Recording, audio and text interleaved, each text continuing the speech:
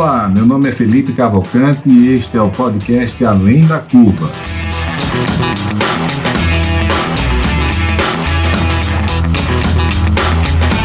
Uma realização da DIT Brasil e da Match Academy.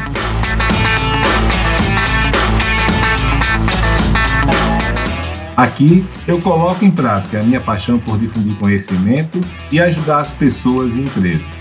E você terá um encontro marcado com as lideranças e empreendedores que estão fazendo a diferença nos setores imobiliário e turístico do Brasil.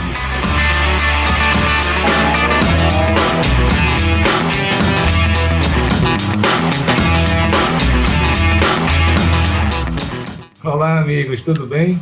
Hoje estamos aqui com meu amigo Luiz Gerabi. O Gerabi, ele está à frente do setor de imobiliário lá da Capitalis. A Capitalis é uma empresa que tem feito uma verdadeira revolução no crédito no Brasil, não só no crédito imobiliário, né, Gerabi, mas em vários outros setores. Vou querer entender melhor isso.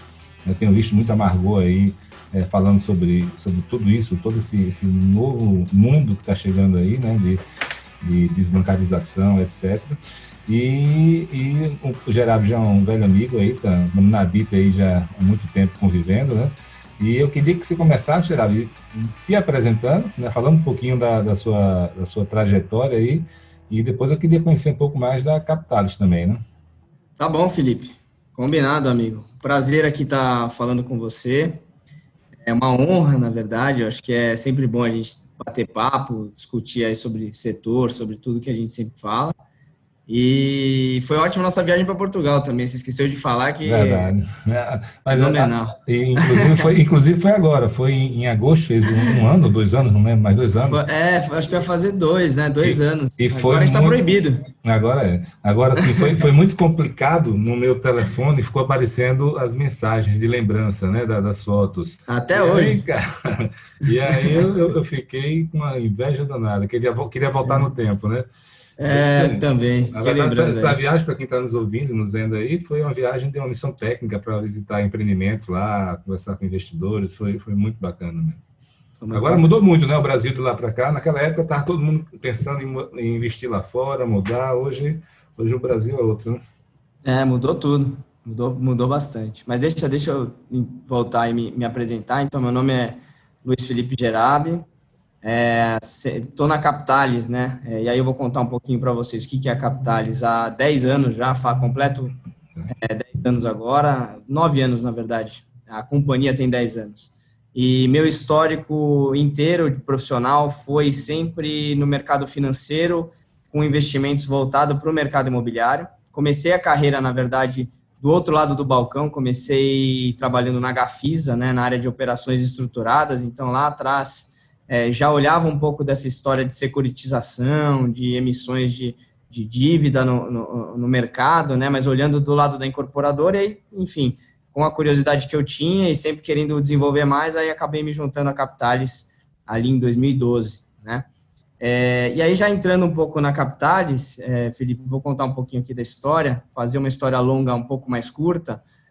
A Capitalis é uma empresa que surgiu em 2010 e foi a primeira gestora independente brasileira a focar exclusivamente em crédito privado, né, que é uma classe de ativo que no Brasil engatinha ainda. Então, no Brasil você tem uma concentração bancária, você tem toda uma estrutura não preparada para que o investidor de mercado de capitais olhe esse ativo de uma forma mais estruturada.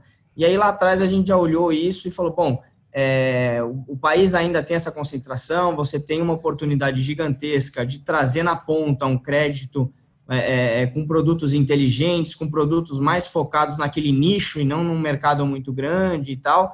Enfim, então, lá desde 2010, enfim, viemos desenvolvendo toda uma estratégia para investir em crédito privado, né?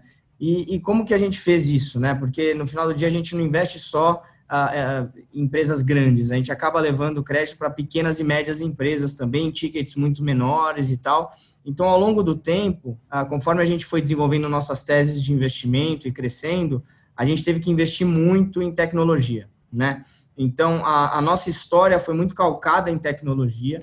A gente teve que construir uma plataforma de acompanhamento dos ativos. Então, imagina que a gente tem hoje na Capitalis eu até perdi a conta, mas é mais de 1,5 milhão de ativos rodando todo mês. Então, se você não tem um controle muito forte, né, para não só humano, então hoje a Capitalis é uma empresa com, se você pensando nas outras gestoras, né, a gente tem 200 funcionários hoje, então é bastante gente. Mas por trás disso tem uma grande tecnologia que a gente desenvolveu. E aí, ao longo do tempo, a gente desenvolveu essa tecnologia para acompanhar os nossos ativos, mas aí a gente percebeu que, na verdade, essa tecnologia e todo o serviço que a gente prestava para dentro, então, para as nossas operações, ele poderia muito bem servir para fora. Então, a gente poderia oferecer essas soluções de crédito que a gente tem para oferecer para o mercado, essa infraestrutura de crédito. Então, a Capitalis, no meio do caminho, sendo uma gestora de crédito privado, ela passou a ser uma plataforma de crédito privado. E o que quer dizer isso? É basicamente qualquer empresa hoje, e até é legal que a Margot fez uma exposição, o Leone também, que é nosso CRO hoje, fez uma exposição na Yuki Bar, falando que toda empresa, no final, vai virar uma fintech. Por que isso? Porque você tem uma empresa, você é um grande varejista, ou você é uma empresa de logística, você tem um ecossistema em volta de você, e você pode desenvolver muito bem um produto de crédito e ganhar dinheiro com isso e atender melhor o seu ecossistema. E como você vai fazer isso se você não tem o know-how, você não tem infraestrutura, você não tem, naquele momento, recurso para isso? Então, aí que vem a Capitalis. Então, a Capitalis vem para entregar essa infraestrutura para qualquer empresa que queira entrar no meio de crédito. Então, isso é um grande passo que a gente está dando, né, de promover o acesso ao crédito para qualquer empresa. E aí, voltando um pouquinho, Felipe, depois a gente pode esmiuçar um pouco melhor aí as coisas, que tem bastante coisa que a gente está fazendo, então pode me atropelar aí. Mas aí, mais específico no que eu toco dentro da Capitalis, hoje eu sou o responsável por toda a estratégia de crédito imobiliário, tá? E aí vai muito de encontro com o que a gente já falou em Adites, em outros eventos. Nosso foco hoje é muito voltado para loteadoras, então a gente tem alguns produtos voltados para loteamento exclusivamente e para o mercado de incorporação. E estamos com umas ideiazinhas novas aqui que eu posso te contar um pouquinho, até no bate-papo ia ser legal ouvir um pouco de você, o que você acha, a gente fala um pouco de mercado. E só para completar, hoje, então, em números, né, a Capitalis é uma empresa de 7 bi de reais sob gestão, sendo que grande parte disso está investido no mercado imobiliário também. Então, já temos um volume grande aí em disposição no mercado e devemos crescer continuamente, independente agora de pandemia ou não, o negócio está rodando muito bem, com estratégias bem resilientes, e aí a gente pode aprofundar também no nosso bate-papo. Gerardo, aproveitando que você falou da pandemia aí, como é que foi o comportamento das carteiras aí e do próprio crédito seu aí? Vocês pararam de emprestar nesse período, não pararam, deu um break pequeno, e também as carteiras, como é que elas se comportaram? Foi muito impressionante, né? Então, eu acho que o grande preparo da Capitalis sempre foi o que a gente diria de pulverização, né? Então, a Capitalis sempre priorizou a pulverização. A gente sempre fez operações não só pulverizadas em termos de ticket, mas em termos de setores. Então, hoje, dentro das nossas carteiras, eu tenho desde o setor de varejo, logística, saúde, imobiliário, enfim, fintechs, a gente tem várias estruturas montadas e sempre pensando também no ciclo do dinheiro, nas garantias e tal. Então, por incrível que pareça, a gente teve muito pouco problema. Obviamente que você vai ter gente que veio para a mesa renegociar fluxo, renegociar PMTs, isso é normal, né? E do nosso lado, obviamente que a gente teve que chegar num consenso, então isso existiu, mas foi muito bom. Do nosso lado foi um aprendizado, porque a gente realmente provou que a nossa tese é consistente, os nossos investidores ficaram extremamente felizes com a qualidade dos relatórios, no momento do boom ali, quando deu final de março, começo de abril, que começou o mercado fazer muito barulho, você via que alguns fundos de crédito tiveram performances bem questionáveis, então alguns títulos que estavam no mercado foram negociados muito abaixo, então teve fundos ali que eram praticamente considerados de renda fixa, que no final o cara perdeu 3%, 4% naquele barulho lá, o investidor não entendeu nada, né? Então foi uma coisa bem que afetou o mercado de investimentos em produtos de renda fixa / crédito de uma forma geral. mas dentro da Capitalis a gente estava bem alinhado com os nossos investidores, com relação às teses, produtos que a gente constrói. Então, foi um aprendizado bem bacana. Ô, Gerardo, eu queria saber o seguinte, agora você falou dos seus investidores. Antes de falar um pouco mais sobre o que interessa ao nosso público, né, incorporadores, loteadores, pessoal do mercado imobiliário, quem está do outro lado do balcão? Qual é o perfil dos seus investidores e também quem é que está por trás da própria gestão da Capitalis, quem são os sócios e o perfil dos investidores dos seus fundos aí? Ah, bacana. Hoje a gente tem alguns veículos, né? Então, cada um tem um perfil diferente para público-alvo de investidores diferentes. A gente tem o Orion, que é o nosso fundo flagship, que é o, vamos falar, o nosso primeiro fundo que surgiu ali em setembro de 2011. Então, é um fundo que já tem um grande histórico no mercado, é um fundo que está ultrapassando hoje o volume de 1 bi só dele sob gestão.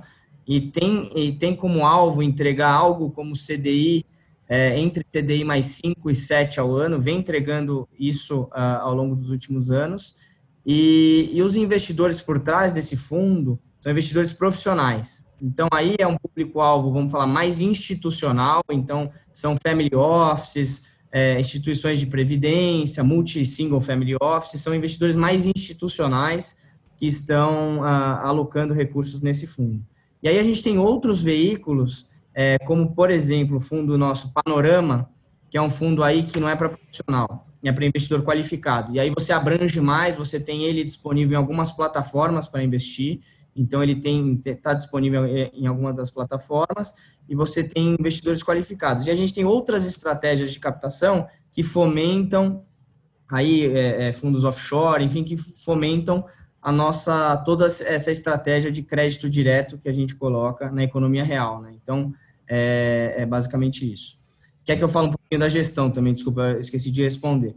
E aí, na parte da gestão, e aí, enfim, tem a Margot, que é a nossa CEO, que você conhece muito bem, e aí, diretamente ligado à gestão, é o Douglas Shibayama, que está desde o início, é nosso sócio também, tem um grande histórico aí com gestão de investimentos, é o nosso CIO e COO também. E vem gerindo esses fundos e fazendo, na verdade, escolhendo exatamente as alocações há mais de 9 anos dentro de casa. Então, é um time muito unido e muito, vamos falar, antigo, que está... Impressionante. E me diz uma coisa, uma coisa que eu tenho pensado muito ultimamente, não queria saber a sua opinião, não sei se você tem alguma coisa clara em relação a isso, mas fica à vontade. A gente está com esses juros aí de 2%, né, a curva longa aí ela já está abrindo a boca, né, já tá aumentando bastante, e a gente sabe que isso é um movimento pendular, que daqui a pouco ele aumenta novamente. A minha dúvida é a seguinte, Gerardo, você tem alguma opinião pessoal de para onde esses juros vai, qual é o tamanho, e qual é a taxa de juros que vai fazer com que o mercado imobiliário, né, não perca essa atração que a gente está indo? Tudo bem, está em 8, vai aumentar para quanto? Para 8, para 10, para 6, para 5? E a partir de que taxa de juros você acha que os investidores vão começar a perder o interesse em todo esse boom aí que está havendo? Investidores, seja qualificados, seja profissionais, seja pessoas amadores mesmo, né? Pessoas físicas. É engraçado, é uma pergunta boa. Essa é uma pergunta de R$1 milhão. Mas... Por isso que eu estou lhe perguntando para saber a sua opinião, porque eu tenho conversado com as pessoas e todo mundo quer saber essa resposta. Essa é boa. Mas, assim, tem alguns indicadores que já mostram, né, o que realmente, não só o investidor, mas o mercado imobiliário já está dando uma resposta a esse custo de oportunidade. Então, você vê que, durante a pandemia, teve muita venda de imóvel que ninguém esperava. Então, realmente, o dinheiro agora tendo que malhar, né? A gente brinca que antes ele estava tomando sol lá 14% e tal. Agora realmente você tem que pôr o dinheiro para suar, não tem jeito. O dinheiro tem que tomar risco. E o que significa isso? É ir para a Bolsa de Valores, investir em estratégias mais alternativas, ir para imóveis, né? Então, você pode ver principalmente nos fundos imobiliários, né? Eu até perdi a conta de impressionante. Eu acho que a gente já deve ter ou igual ou mais do que a quantidade de REITs lá dos Estados Unidos, eu acho. Né? Então, são muitos fundos imobiliários que IPO e follow-on, um atrás do outro. Eu conheço a turma aí que faz a distribuição e tal. Tem muito fundo imobiliário vindo para esse segundo semestre, que estava encavalado do primeiro semestre. Então, assim, o mercado imobiliário vai se movimentar muito forte, né? Então, você tem investidores e você tem dinheiro para isso, né? Então, via fundo imobiliário ou até diretamente, essa Selic a 2 já fez o mercado dar uma pirada, assim. Então, realmente, o dinheiro vai correr para a rentabilidade, isso é certo. Aí, a pergunta que todo mundo quer a resposta, e realmente todo mundo fica debatendo, será que ela se comporta entre 2 e 4? Ou será que ela vai extrapolar isso aí? Então, aí depende muito do quadro fiscal, de inflação, aí tem muitas coisas aí em jogo que a gente precisa realmente acompanhar de perto. Mas, assim, minha opinião pessoal é que esse juro baixo veio para ficar. Eu acho que não volta aqueles patamares de 2 dígitos, eu acho que agora realmente é uma situação global, é uma coisa de juro baixo, é algo Plural, que né? mesmo, estrutural.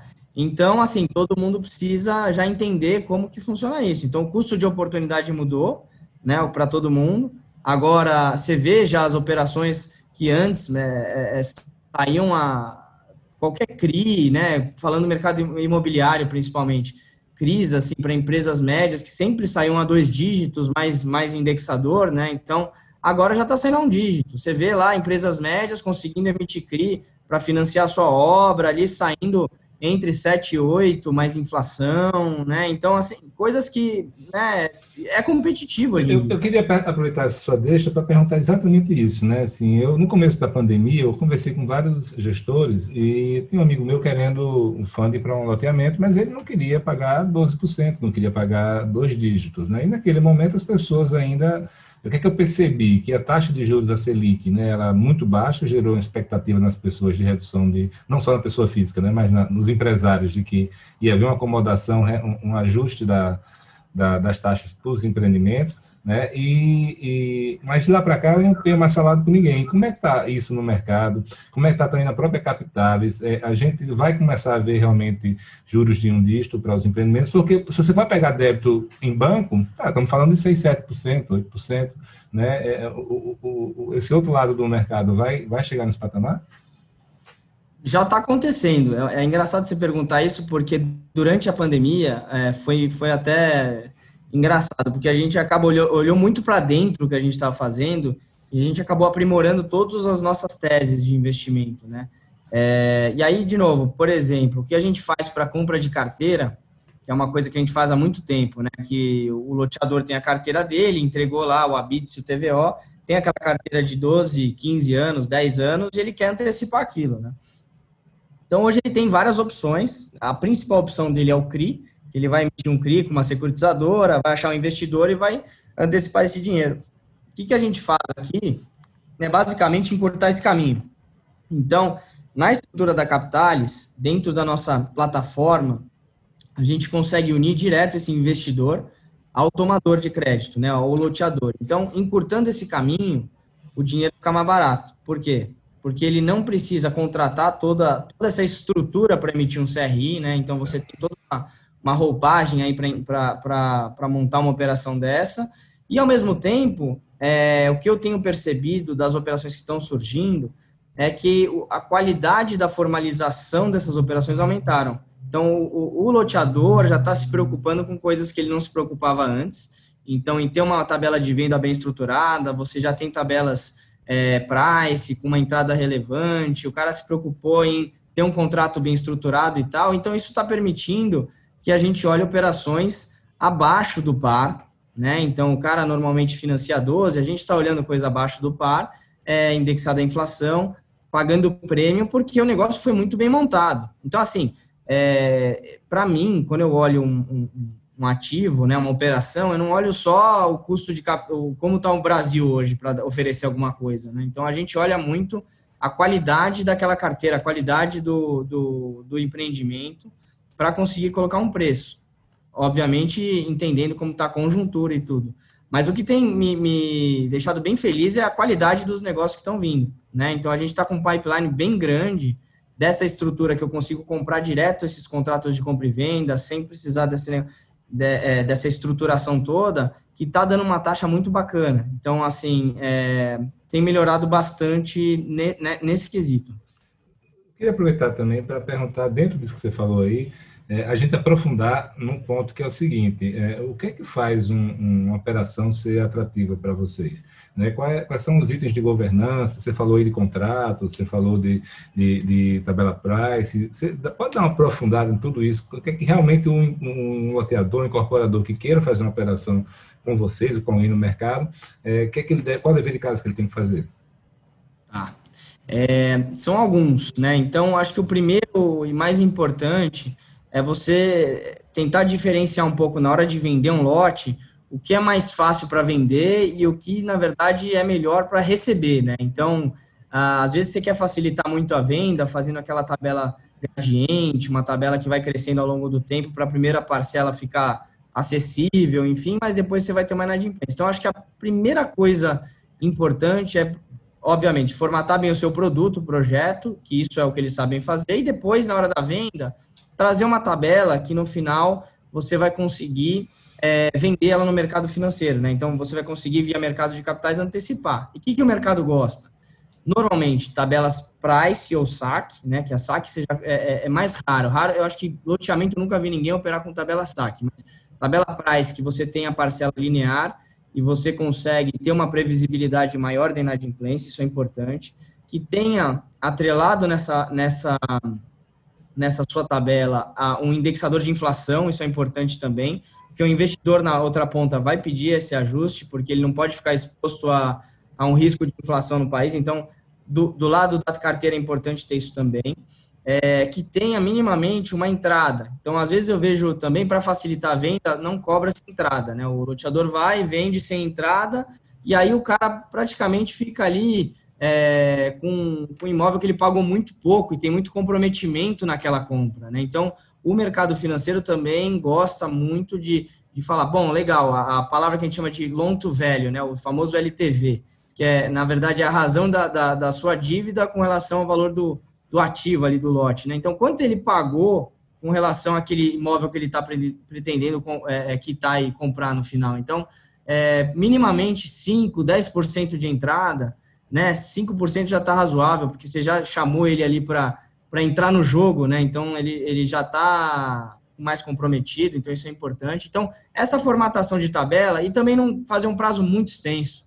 Então, assim, às vezes eu já peguei tabela de 320 meses, 240 meses, uma coisa. O mercado acaba indo 180, 120 meses. 180 eu acho até mais esticado, mas se conseguir formatar alguma coisa mais próxima... Eu sou da época que 120 meses era muito esticado. Então, 120 é razoável, 120 é razoável.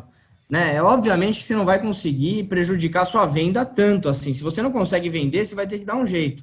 Mas, assim, até 180 meses, eu acho que tá ok. Então, se você conseguir formatar dessa forma, aí tem a questão que, do meu lado, eu não tenho problema, mas eu vejo que o mercado tem muito problema com não ter ainda a alienação fiduciária constituída em nome do comprador, né? Então, você realmente transferir aquela titularidade para o comprador e, na sequência, você... alienar fiduciariamente em seu favor se ele parar de pagar. Então, por que o investidor gosta disso? Porque você tem previsibilidade, né? Você compra aquela carteira, você tem certeza que se você for extrajudicialmente, você consegue retomar aquele lote, pôr a venda de novo, e você também acaba desplugando da loteadora, né? Se você compra ali direto dos mutuários, você não tem aquela relação que a matrícula está no nome da loteadora ainda, está no nome do terceiro, você comprou aquela carteira com alienação fiduciária, enfim, tem essa divisão. Mas do meu lado, eu consigo trabalhar, e a maioria dos loteadores, a gente trabalha com compromisso de compra e venda mesmo, a gente sabe que tem esse custo, principalmente no baixa renda, que às vezes não cabe na conta mesmo. Então, a gente criou esse produto justamente para antecipar carteiras com compromisso de compra e venda. Isso a gente faz bastante. Não sei se está chegando em você essa discussão, né? A gente está com o IGPM aí, acho que em torno de 15% ao ano, né? Como é que você está vendo? O que é que os loteadores estão fazendo? Estão repassando isso para as parcelas? Estão renegociando? Né? Cara, é impressionante. O IGPM precisa do controle, né? O que você falou, aquela carteirinha que você brincava que era de IGPM mais 12, o IGPM passou os 12. A gente brincava, o IGPM é só... Então, realmente ficou uma coisa meio insustentável. O que está acontecendo tá acontecendo agora, na verdade, muito isso.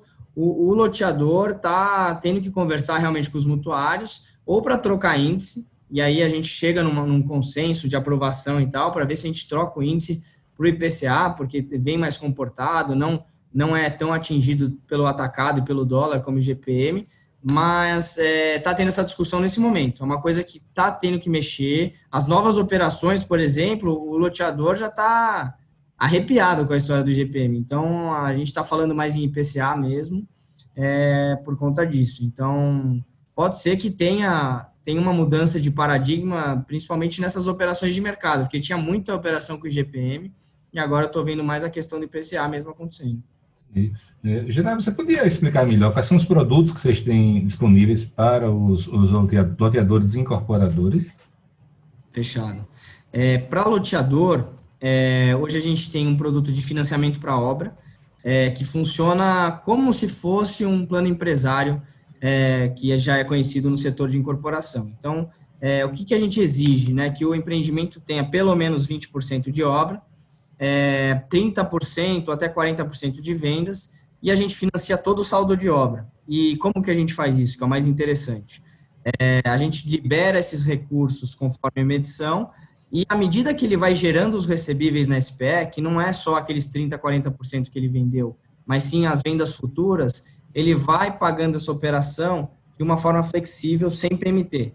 Tá? Então, a gente criou uma estrutura que o loteador ele não precisa, todo mês, ter aquela PMT de 300 mil, 200 mil reais, não. Ele consegue, conforme a SPE dele vai gerando caixa, a gente cria uma estrutura que eu devolvo para o loteador parte dos custos, então imposto, comissão de venda, para ele ter a SPE sustentável, e o restante vai repagando a minha operação de forma flexível em até 5 anos, tá? E por que a gente faz isso? Pela experiência que a gente tem aí de 7 anos investindo em loteamento, a obra de loteamento parece fácil, mas não é, então engasga, tem problemas, a carteira ela é volátil, o comprador de um lote ele é muito menos comprometido do que o comprador de um apartamento, então a gente sabe de todas essas nuances e a gente sabe que vai ter algum problema, e a pior coisa é você ter que tirar dinheiro do seu caixa da sua empresa para ter que cobrir uma operação que você fez. Então, a ideia, e foi engraçado, né? Porque até em pandemia, em situações dessa, que se prova o que é um produto bom e o que é um produto feito, na verdade, às vezes só para o investidor, né? Que quer aquela renda fixa e não entende muito bem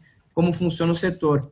Então, foi bem interessante esse teste agora, porque, você tem problemas de carteira e a operação, ela acompanha o mercado, né? Como está. Então, é uma coisa que a gente faz muito, essa operação de financiamento de obra. Brasil afora, então, desde do Maranhão até Porto Alegre, a gente tem operação de financiamento de obra. E aí, logo na sequência, foi o que a gente estava falando um pouco antes.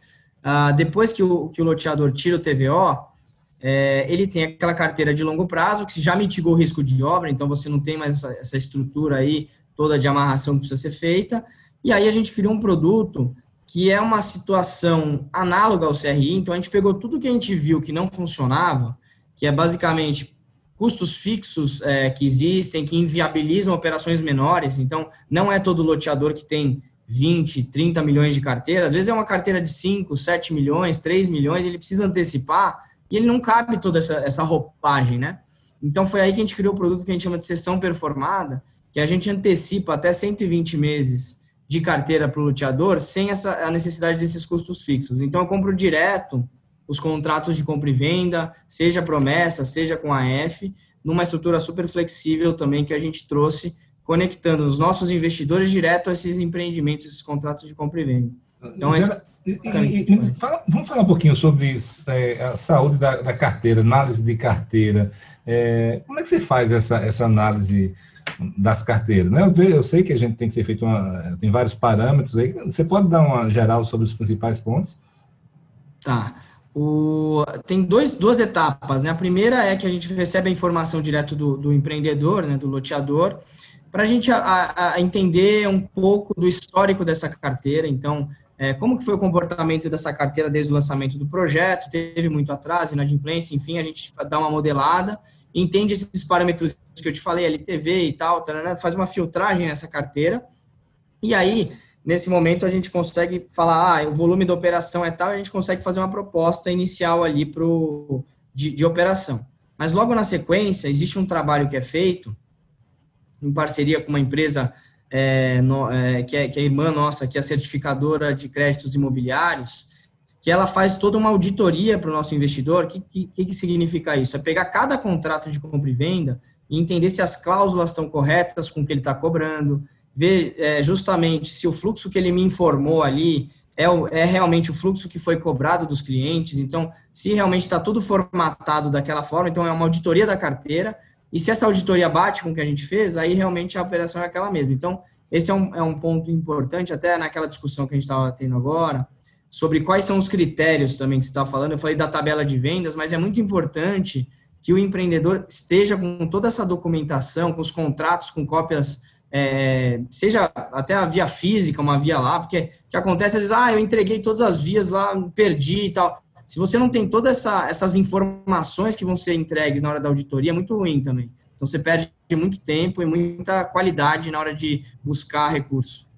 Gerardo, eu nunca tinha passado isso pela minha cabeça, mas agora que você fez um comentário aí, que na verdade o empreendedor ele manda para você as informações no Excel, né, do desempenho anterior da carteira. Você já teve algum problema de fraude da pessoa preencher com dados errados? É difícil saber se é fraude ou é erro, né? Mas muitas vezes acontece. Muitas vezes acontece.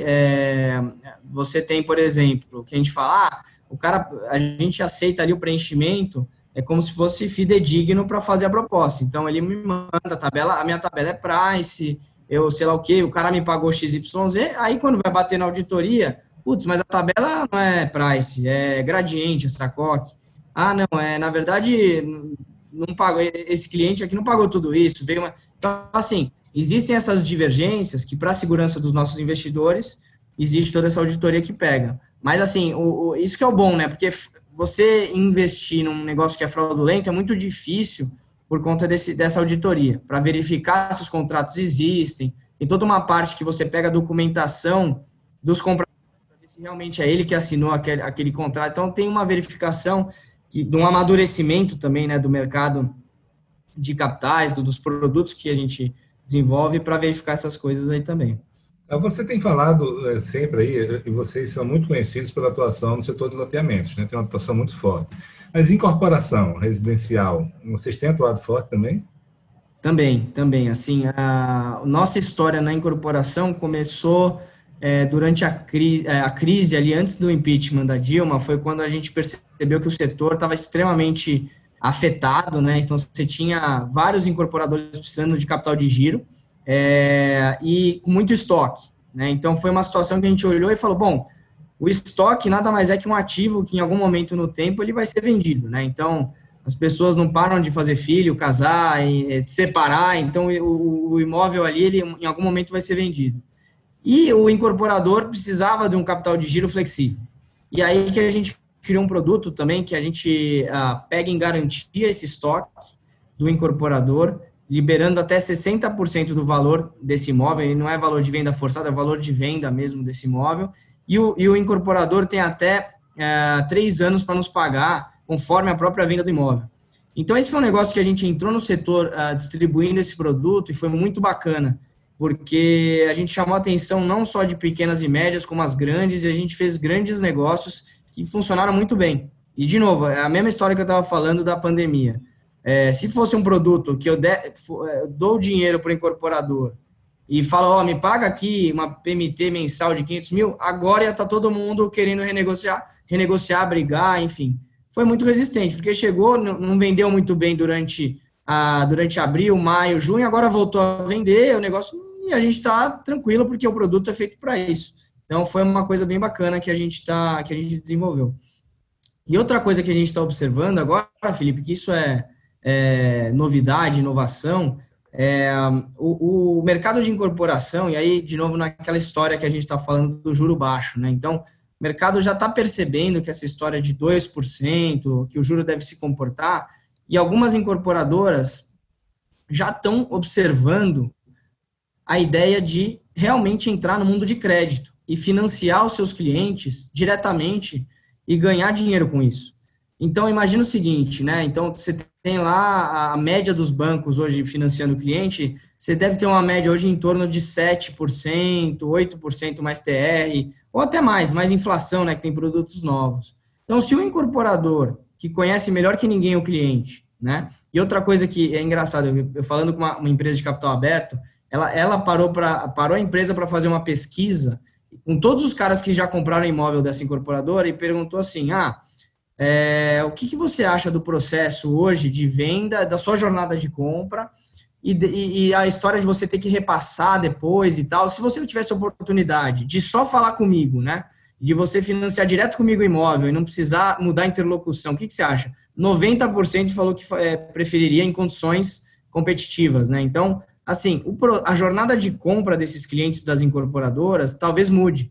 Porque se o incorporador já está pensando que a marca dele está muito envolvida com o processo final de financiamento e tal, e ele tem a oportunidade de ganhar, vamos falar, 7% mais inflação num financiamento imobiliário com garantia de um apartamento que é dele, e ainda o cliente ele conhece, então, assim, eu acho que pode estar uma nova onda vindo aí de incorporadores que querem montar a sua própria linha de financiamento direto, pensando que é um bom retorno, ou em parceria, e até a gente está olhando, de montar parcerias que a gente constrói uma plataforma tecnológica para esse mercado de incorporação. Então, o cliente tem uma jornada super legal de compra, depois que ele escolhe imóvel, ele consegue rodar já ali dentro da incorporadora uma simulação de crédito, ele financia direto com a incorporadora e tem um fundo de investimento que auxilia a incorporadora a investir conjuntamente nisso. Então, talvez seja uma quebra de paradigma aí. Isso é um negócio bem que a gente está de olho. Nos Estados Unidos, você já tem, assim, muito disseminada essa história do crédito imobiliário, muito pulverizado em casas que não necessariamente são bancos. Então, aqui eu acho que vem uma onda nova aí, pensando... Obviamente, você tem os bancos ainda muito forte dentro do crédito imobiliário, né? A Caixa Econômica ainda representa 60%, 70% do mercado. Você tem o Itaú agora com essa nova linha de poupança, mais quase nada, aí que dá, acho que 5 e alguma coisinha ao ano e tal. Mas, assim, tem espaço para todo mundo, tem inovação chegando, que eu acho que é o grande diferencial. Isso é uma coisa que a gente está de olho. Eu queria perguntar a você sobre isso, sobre inovação. Vocês estão fazendo parte dessa onda de disrupção, né, no mercado de crédito. O Banco Central, desde a época do Temer, tem feito um trabalho fantástico, né, de incentivar a concorrência, de incentivar startups, peer-to-peer, uma série de open bank que está chegando, agora o Pix, etc. Na parte de crédito imobiliário, o que é que você está vendo de tendência para que vai acontecer nos próximos anos, né? De disrupção? Os bancos hoje são dominantes, as startups estão começando a fazer um barulho, mas é uma cosquinha ainda neles, né? Dentro dos volumes que eles têm. Eles nem se preocupam tanto, eles sempre falam que o medo deles é dos Googles da vida, né? Dessa turma. Mas eu fico sempre torcendo para que eles estejam errados. O que é que você está vendo aí de novidade? O que é que esse papel do Banco Central, seja na capital e seja no mercado como um todo? O que é que vai acontecer daí para frente?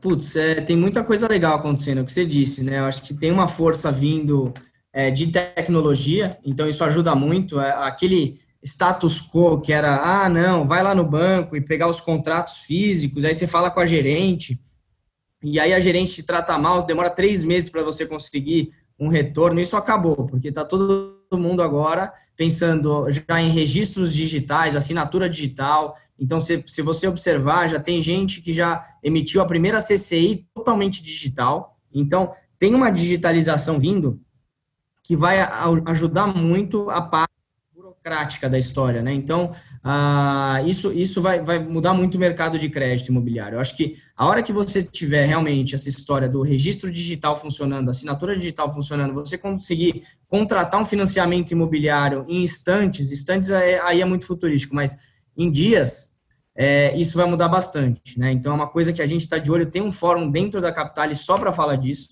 de digitalização. Então, é uma coisa muito bacana que está acontecendo, e a gente está à frente, está nos fóruns, está discutindo sobre isso. E, assim, é o que eu te disse, né? Se realmente essa taxa de juros continuar nesse patamar, tem muito investidor interessado agora, com custo de oportunidade nesse patamar, em realmente operar esse tipo de crédito, né?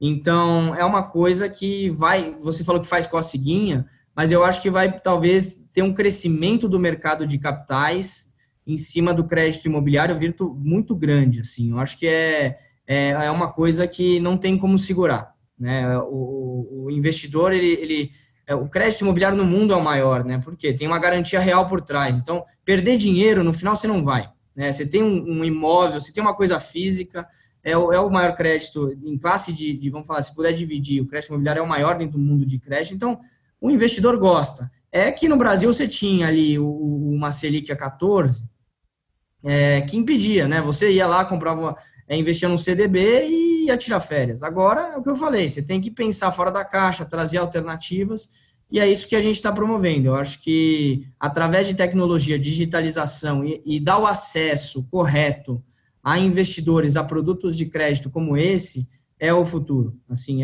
eu acho que é o futuro e vai promover grandes melhorias no mercado imobiliário, né? Então, imagina o seguinte, se você tinha o processo de repasse, né? Que você entregava lá o seu empreendimento, você tinha um processo de repasse que dependia de uma burocracia infernal que atrapalhava todo o seu fluxo de caixa, né? Porque você tem todo um planejamento, e aí, às vezes, era 12 meses para você conseguir repassar os seus clientes, receber o dinheiro.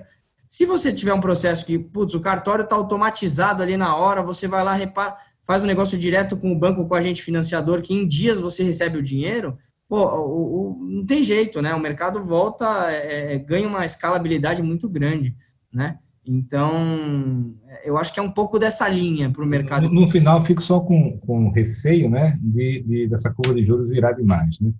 Aí para 4, para 5, talvez 6, né? Mas se começar a coisa a sair muito do trilho, a gente perder esse sonho aí que a gente está começando a ver que se torna realidade, né? Agora, mas minha opinião é que veio para ficar. Eu acho que os movimentos aí, todos que estão acontecendo, veio para ficar. Mas tem alguns quadros que tem que ficar realmente de olho. Né? Acho que Geralmente, a Caixa Econômica lançou aí esse novo produto de financiamento a loteamento. Você falou do Itaú aí, ou seja, vai começar a haver agora um movimento maior seja de redução de juros dele, seja de novos produtos, de tomar mais risco, né? Isso está afetando você, esses novos produtos aí dos bancos, seja em loteamento, seja em corporação. Ou seja, a gente está falando até agora da concorrência que vocês estão fazendo, esse startup nos bancos. Os bancos estão conseguindo reagir a isso? Assim, sempre é positivo, porque sempre que se lança um produto novo é engraçado, porque como a gente conhece muito o mercado, os próprios loteadores vêm falar com a gente, porque no final a gente acaba virando não só um financiador, como um consultor, e aí a gente discute bastante.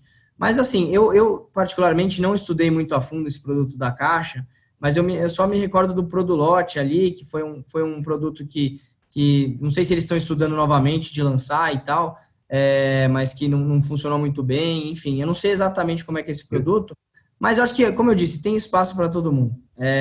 Eu me lembro do Produlote, você falou dele, né? Eu passei alguns anos negociando com a Caixa esse produto, né? E era eu, o Caio Portugal e o Flávio Ambari, né? E era muito engraçado, porque a Caixa Econômica, ela simplesmente não conseguia, ela não entendia nada de como funcionava o setor de loteamentos. Ela nunca tinha operado, então ela não tinha parâmetro nenhum, não tinha as premissas, não sabia, não é o básico. E eu me lembro que realmente foi bacana eles terem lançado aquele produto, mas, do outro lado, eles também lançaram um produto que não era, o receio era tão grande que o produto se tornou inexequível, né? E agora, você falando isso, eu me lembrei de uma coisa, eu falando isso, na verdade, que foi o seguinte, era a grande diferença que existe no setor dos loteamentos do Sul-Sudeste para o Nordeste. Eu me lembro que a Caixa dizia, Felipe, Caio, Flávio, vocês expliquem para a gente como é que funciona. E aí o Caio e o Flávio começavam a explicar como era que funcionava o setor de loteamentos. E aí eu começava a dizer, peraí, não tem nada a ver. Isso aqui lá em cima não tem nada a ver. Não é bem assim. É outro bicho, vocês estão falando de outro negócio aí, né? Aí, aproveitando essa deixa, você vê diferenças regionais realmente, no produto, na formatação, na governança, o que quer que seja. Total. É engraçado porque não é um Brasil, são vários Brasis, né? Então, hoje, eu acho que ao longo desses anos, a Capitalis nunca teve restrição regional. Então, como eu disse, eu acho que eu tenho operação em realmente todos os estados do Brasil, e você tem que aprender as dinâmicas, né? Então, cada legislação tem sua particularidade, cada vez que você vai fazer uma diligência jurídica do empreendimento, você toma um susto, porque cada um aprova de um jeito, cada aprovação tem o seu, aquele apelinho que você tem que entender melhor, tem cartório que desmembra antes da hora, tem as matrículas, tem cartório que espera o habite para desmembrar. Assim, é muito engraçado, porque você não só a formatação do produto, que você tem particularidades de produto mesmo, né, de construção, método construtivo, o que cada um gosta mais, se tem clube, não tem, aquela região gosta mais de sei lá o quê, mas essa parte, o que me assusta mais, como investidor, é a parte jurídica, porque realmente a gente não tem um padrão, mesmo tendo uma lei muito específica e clara, a lei federal 6766, que ela rege toda essa parte que a gente está falando de loteamento, e aí, enfim, mas você chega ali na hora do vamos ver e, putz, tem uma aprovação ali que você tem que discutir, e aí nunca, a minha missão, eu acho que aqui na Capitalis sempre foi padronizar as coisas para o investidor entender melhor o que ele está fazendo e para o loteador também tentar entender que do meu lado, mas assim, na hora do vamos ver, essa padronização ela fica muito complexa por conta da legislação, do juridiquês, né, que entra no meio. Então, acho que quando você fala de regionalização, para mim, a regionalização, para mim, a pior coisa que tem é cada lugar você ter uma dinâmica diferente, né, nesses quesitos aí. Você falou isso, eu me lembrei de outro ponto, Gerardo. E a gente viu aí, né, alguns anos atrás, um problema sério, né, com as grandes loteadoras que tentaram se nacionalizar, né? Acho que sofreram muito naquela última crise aí da Dilma. E aí, a minha pergunta são duas. Primeiro, se você acredita ainda nesse modelo de loteadora nacional, o que eu percebi é que as loteadoras regionais, locais, elas se fortaleceram muito, né? Tal qual as incorporadoras também. E também, assim, quais foram as lições que o setor, porque os investidores, né, eles ficaram muito, muito machucados, né, com alguns problemas que houveram com essas grandes loteadoras. Essas lições foram absorvidas, os investidores hoje já voltaram a ver o setor de loteamentos com bons olhos de novo, porque passou um tempinho aí que estava meio manchado, né? Eu acho que é o que você falou, teve um tempo de patinho feio, né, que realmente teve uma... Eu acho que não foi só o loteamento, né? Você teve uma questão do setor de incorporação também, né? Que manchou. Então, todas as incorporadoras e loteadoras tiveram esse movimento ali depois dos IPOs, enfim, ou um pouco depois, de ir para o Brasil todo. E aí é o que a gente está falando. O Brasil não é só questão de produto, é cadeia de suprimento, fornecedor é diferente lá, o custo do concreto em um lugar é... Então, aquela planilha que você montou lá atrás não é a mesma que você vai acompanhar no dia a dia, né? Então, teve todos esses problemas que foram já, vamos falar, suavizados, agora a lição está aprendida, o que eu vejo realmente é um movimento contrário, é um movimento agora de você realmente lançar aonde você já tem sua bandeira fincada, você lança realmente onde você conhece a cadeia de suprimentos, então você está seguro. Então, essa lição, pelas conversas que eu tenho com as médias e grandes, é isso, assim, esse movimento muito expansionista de ir para todo canto e tal, eu acho que acabou. A não ser que monte uma parceria muito estratégica com alguém da região para montar alguma coisa mais naquele local e tal, mas você sair Brasil afora fazendo negócio, eu acho que essa lição já está aprendida. E para os investidores, o que você me perguntou, é a mesma coisa. Eu acho que eles estão sentindo que as empresas estão se preocupando com isso. Existem empreendedores locais muito bem preparados hoje, então tem uma concorrência forte para essas grandes, que são os locais que estão lá há 20 anos lançando empreendimento atrás de empreendimento com bons produtos. Então esse é vamos falar, é um empreendedor que a gente gosta, né? Até é engraçado, até às vezes mais que um gigante, tem um local que conhece ali o CPF de cada um dos caras que ele vende, é aquela coisa. Então, para o lado dos investidores, eu acho que o loteamento voltou a brilhar. Assim, é uma coisa que, pelo menos que eu entendo aqui, o que eu vejo é que a lição está aprendida dos dois lados. Arabi, a lição está aprendida. Na crise, quando começou na pandemia, lá para março, abril, estava todo mundo ali achando que o mundo ia acabar. Aí, quando começou ali em maio, acho, mais ou menos, o setor de loteamentos começou a voar, né? Em junho, foi uma loucura. Então, a minha dúvida é o seguinte, como é que você está vendo esse novo boom dos loteamentos? O que tem de coisa para sair no pipeline aí para esse segundo semestre? Não está no gibi, né? Você acha que isso vai ser um voo de galinha? Você acha que tem algum recado, algum cuidado que as pessoas, os empreendedores têm que tomar? Ou não? Ou realmente o setor de loteamentos, com essa percepção da pandemia, né, de morar em casas e ao mesmo tempo no home office, ao mesmo tempo com juros baixos, isso veio para ficar, né? Mas tem que ter cautela, né? Eu acho que é o meio termo. Eu tenho feito a minha brincadeira, a minha rádio peão aqui, fiz justamente essa pergunta e esses debates com alguns dos loteadores grandes do interior de São Paulo, uns que são realmente Brasil. E assim, o que a gente observa é que um movimento é engraçado. O primeiro, os clientes, eles estão quitando lote e construindo casa. Isso é uma verdade. Então, o que o cara ficava só pagando boleto e às vezes não sabia se ia, não ia, o cara falou, realmente, pandemia, eu preciso de espaço, eu vou quitar o meu lote, vou priorizar isso e vou começar a construir. Então, está existindo um movimento de construção em loteamentos que não tinham tanta construção. Então, isso eu achei bem positivo, né? Então, você vai ter um adensamento em regiões mais afastadas, gente buscando a ideia do novo normal. Eu achava que era meio brincadeira essa história, mas conversando com a galera que realmente é loteadora e me mostrando os números, eu falei, tá tendo um movimento de verdade sobre isso aí. Então, assim, eu acho que, de novo, se você pensar nisso, né? Se você tiver um bom produto que forneça para o cara que compra essa sensação de liberdade, que ele realmente tenha tudo isso formatado, eu acho que pode dar certo. Óbvio que não pode vir 100 projetos ao mesmo tempo, com a mesma característica no mesmo lugar, que aí eu não sei se tem espaço para todo mundo. Mas esse movimento que eu achei interessante, que é de construção já nesses loteamentos, que estava meio uma casa, duas, três, aí veio 30 projetos aprovados na prefeitura de uma vez, e o loteador até assustou, né? Então, foi uma coisa que é um movimento que está acontecendo. E eu queria só saber de você outra questão que sempre me pergunto. Vocês estão aí na liderança desse financiamento de loteamentos, né, no Brasil, e quais foram as lições que você aprendeu aí? Quais foram os pontos negativos dessa caminhada aí? Né? O que é que mudou desde o início para cá? Problemas que tiveram com loteadores, ajustes de rumo que vocês fizeram? Eu acho que a primeira lição é que incorporação não é loteamento. Então, eu tinha muito isso, no início, né? O empreendedor do mercado imobiliário, se ele fizer um prédio, ele sabe muito bem fazer um loteamento.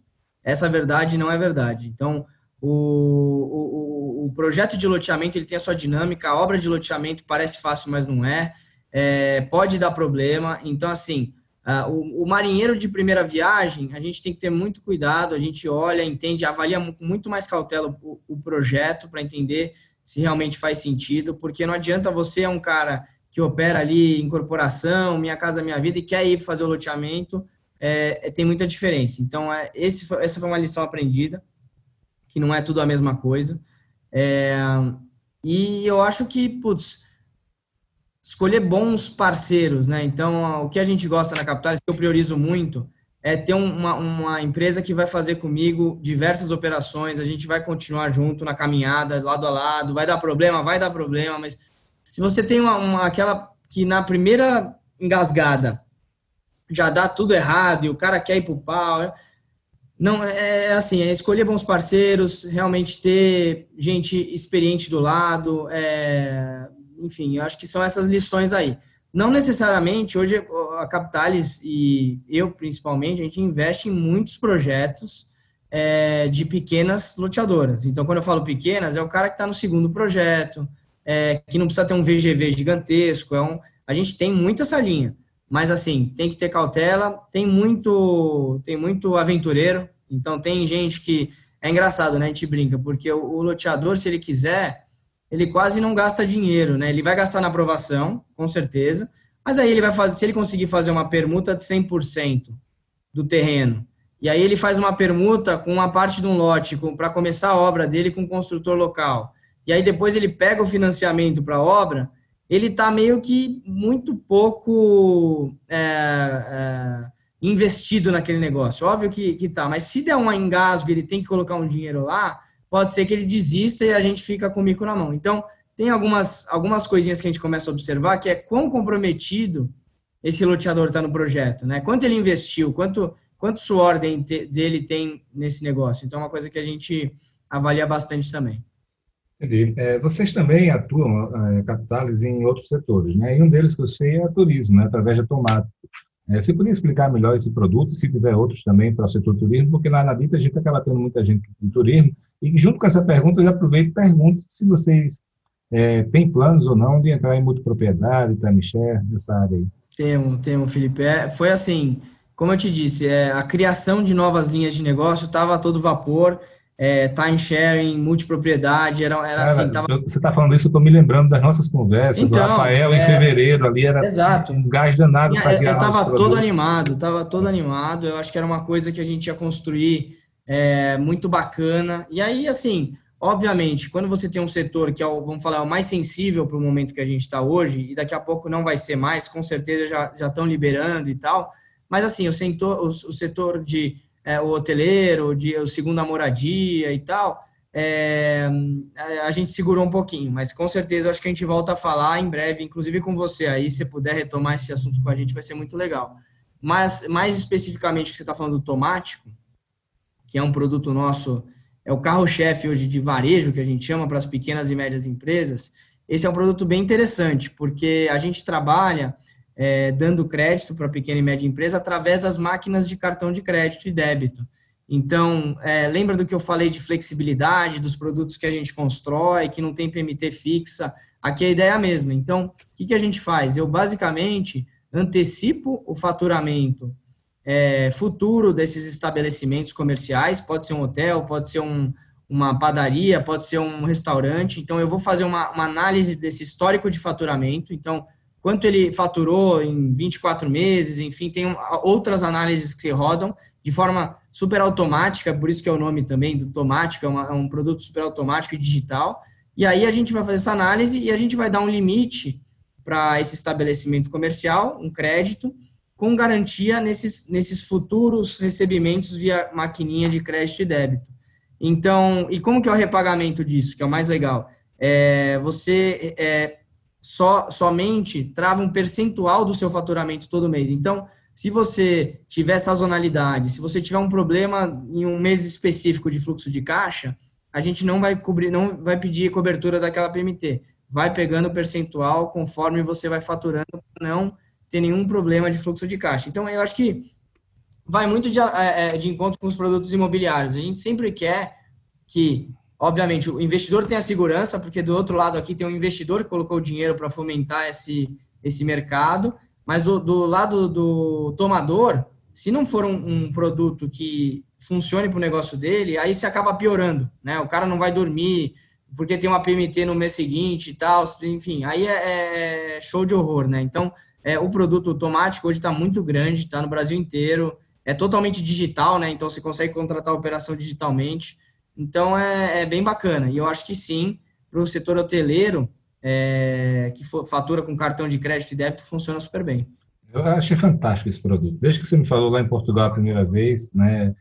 E por quê? Porque o problema do médio, do pequeno, aliás, empresário, é que quando o dinheiro entra na conta, cara, ele tem tanto compromisso, quando ele tem que assinar um cheque para sair, né? Sempre, opa, enquanto você já vem descontado ali na cabeça, cara, ele não vê, já se acomoda. Achei fabuloso, né? E por isso eu quis puxar esse assunto aqui, porque eu sei que pode ser do interesse de muita gente que tem outros negócios que não o imobiliário. Qualquer negócio que tenha cartão de crédito, na verdade. Né? Qualquer negócio que tem máquina de cartão de crédito e débito. E é o que você falou, além de ter um produto flexível, ajuda você no controle das suas finanças, porque você sabe que no faturamento está vindo ali já debitado, você não precisa nem se preocupar em pagar um boleto. Perfeito. Então, Gerardo, estamos terminando aqui, cara, e eu queria só perguntar a você sobre o futuro da Capitalis. Inclusive, assim, eu estava ouvindo muito falar sobre planos de IPO antes aí da crise, isso aí se mantém, não se mantém, a janela ainda está aberta. Como é que está? Para onde vocês estão caminhando? Qual é o futuro de vocês no IPO e também em termos dos nossos produtos, de visão de mundo aí? Não, a Capitalis hoje, a gente está em franco crescimento, né? Então, não só de áreas de atuação, como de empresa mesmo. O IPO realmente é uma missão, uma verdade nossa, que deve acontecer, né? Então, a gente tem um caminho ainda para percorrer, mas a ideia como eu te disse lá, de trazer a tecnologia para o mercado e que as empresas consigam virar todas, vamos falar, um mini banco, elas consigam operar crédito, é uma coisa que a gente está apostando muito, né? E não só no Brasil. Hoje a Capitalis já está fora do Brasil, né? A gente tem um escritório no México, a gente está pensando em expansões para outros países que têm uma dinâmica, começando, né, para o país que tem uma dinâmica de concentração bancária, que tenha vamos falar, uma história para a gente construir de desbancarização, de disseminação de crédito na ponta. Então, é isso que a gente está fazendo. E sempre, né, pensando em produtos e nichos que a gente pode trazer mais dinheiro e mais eficiência para o mercado. Então, o Brasil ainda tem muito espaço, né? Eu falei de internacionalização, mas aqui dentro, como você disse, o setor hoteleiro, vamos pensar numa estratégia, um produto com tecnologia que a gente consiga dar segurança para o investidor e trazer o crédito na ponta? Vamos. Então, assim, a Capitalis sempre está pensando nesses pilares. Primeiro, escalabilidade é o que a gente precisa, então sempre pensando em escala, tecnologia, segurança e produto de crédito. Então é isso que a gente faz, a gente vai continuar nesse caminho de crédito e é por aí mesmo. Show de bola, meu amigo. Ótimo papo aí, cara. Queria muito bom, obrigado, Filipão. Foi muito legal. Tem muita coisa que você falou que eu mesmo não conhecia aí o trabalho de vocês. Muito bom. E vamos retomar a história dos nossos produtos aí. Sempre é um prazer ouvir você para a gente construir as coisas juntos. Vamos sim, cara. Obrigadão. Tem algum recado final aí para dar? Não, quando que a gente vai fazer Portugal de novo? Organiza aí, pô. Cara, você é a segunda pessoa que me pergunta isso nos últimos 15 dias. Tá na hora já. Tem outro que me perguntou sobre Estados Unidos. Louco para ir para os Estados Unidos, né? Para quem tá eu acho que o Rafael foi da nossa empresa. Rafael foi verdade. Mas eu achei muito bom. Acho que é uma iniciativa corporativa muito boa. Sim, não, assim, para quem está ouvindo a gente, assim, não tem noção de como é fantástico. Assim. Eu acho que todas as ações que a gente já fez na DIT, a melhor é essa, porque num evento você vai lá, bate um papo, é um nível de networking ainda superficial, né? Quando você passa uma semana dentro de um ônibus, primeiro você vira meio que adolescente de novo, né? Você tem a turma do fundão, tem a turma da frente, e você viajando junto, você jantando junto, tomando café, almoçando. E assim, a gente vai para conhecer a experiência dos outros empreendedores, dos outros investidores lá do exterior. Mas, para mim, a maior riqueza que tem é o que a gente aprende entre nós. Né? Pessoal do Sul com o Norte, com o Nordeste, com o Sudeste, e assim, as trocas de experiências e a amizade que fica pro resto da vida não tem preço. Né? E é um networking positivo, né? Inclusive, deu negócio da última vez, então acho que assim, é um networking bem bacana. Mas não tem como não dar negócio, porque você gera amizade e confiança, né? Você conhece a pessoa, o próximo passo, naturalmente, é isso. É isso aí, meu amigo. Obrigado, viu? Obrigado, viu? Obrigado pelo espaço. Até breve. Valeu, Filipão. Obrigado.